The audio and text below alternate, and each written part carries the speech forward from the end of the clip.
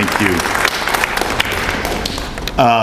You know, it's a Wednesday night. I want to thank everyone who served as delegates to give up their evening to give me this incredible honor and privilege. I just want to thank John McKinney and Pat Llodra, because both of you serve as incredible role models and inspirations for what I do every single day in public service. Both of your character and your true commitment to public service and service above self is something that all of us could learn a lot from, and I try to do that every single day. And to me, it is an incredible privilege, and it is an incredible honor to serve as a state senator of the 28th District, and it is an honor that I cherish. It is an honor that I look upon every single day to try to fulfill the promise of what this country has given me. It is really a process, a journey to the American dream. We have an opportunity to serve and represent the people in our community in a level that we can make a difference, to make people's lives better. There can't be a more noble effort in doing that. And I know that politics has gotten such a bad name in the vernacular of our popular culture. I'm here to say that it is one of the most noble of professions. It is one where you can be someone that people look to be a resource, to be of support. That's what we're being neighbors are all about. And I think for me, if there's certain mantras is, and what we do in Hartford should be a true commitment to our community. We're elected to represent our community. And I will never begrudge a colleague from New Haven, from Bridgeport, from Hartford, that may vote a little differently than I, because they are passionately advocating their community. I represent the 28th District. These towns of Fairfield, Westport, Easton, Weston, and Newtown are near and dear to me. I will fight, I will advocate, I will represent to the best of my ability the people of the 28th District. That being said, bless you. I think the important thing is, how do we approach governing? How do we approach governing? I think we have to take a common sense approach to governing. We have to reflect the people and the households that we represent. When we go up to Hartford, one of the biggest disconnect is we implement policies because we think we know better. We should really take a moment and listen to the people that we represent, because they know what's best. I get reminded that all the time in my household. My wife, my daughter, and my son, in certain ways, always knows best. And they make me a better person every step of the way. But with that said, when we talk about common sense, we have to talk about living within our means. Being able to spend, not beyond what we have, but living within our means and making the hard choices, of prioritizing our choices. We're in the crux of a fiscal crisis and how we manage our budget. We haven't really acknowledged how we prioritize. We continue to kick the can down the road. We continue to unpredictably impact and devastate our communities in educational cuts, in gimmicks of municipal mandates. That's not how we govern. I believe in a country's greatness by less regulation, less taxes, and more entrepreneurialism.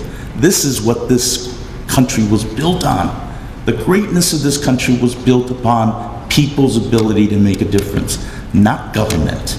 Government has an incredibly important role to ensure that our transportation is efficient and safe, that those that are most at risk are protected as a safety net, but we should stay out of the way of allowing people to innovate, to entrepreneurial, and create what the greatness of this country has been all about.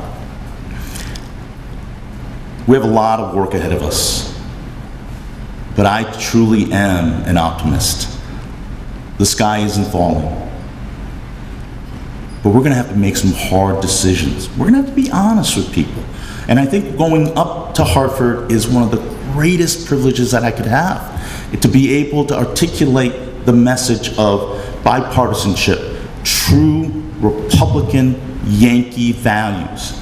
That's what got us to be the great state that we are. We're diminishing it because we want to be everything else that everybody else wants us to be. Let's go back to what the greatness of this country was all about, the greatness of Connecticut, and that is listening to the people, reflecting the values of the people that we represent, not special interests, not entities, not political parties. We need to represent the people that elected us and to reflect those values in what we do.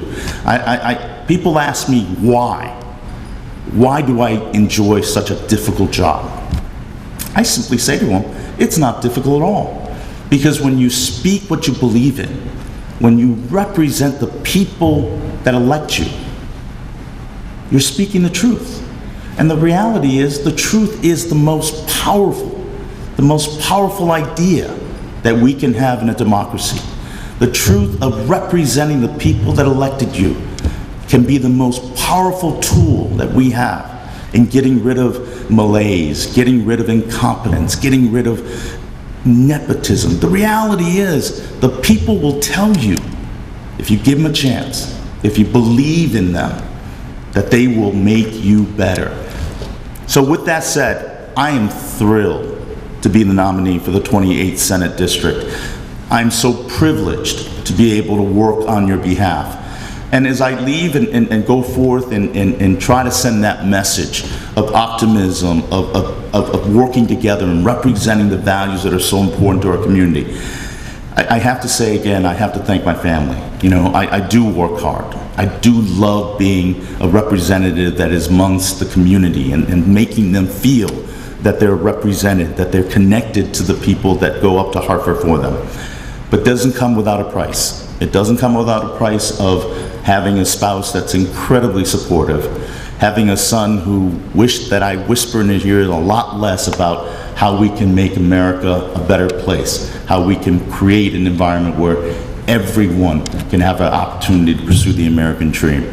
And to tell my daughter, who I'm so proud of up at school, that she's going to go back into the workplace after she graduates, but at the same time, never ever forget how incredibly lucky and privileged that we are to be a Connecticut resident, to be an American citizen, to be able to have the opportunities and the privileges that we have, and to never forget that in our luck and in our privilege, that we need to help those that are less fortunate. That is what being a part of a community is all about. That is really what being an American is all about. So I'm excited, I'm thrilled, and let's follow what John McKinney said. Let's elect a Republican majority and see if we can reverse the downward spiral of this state and return the state to the greatness that it rightfully deserves. Thank you. Thank you very much.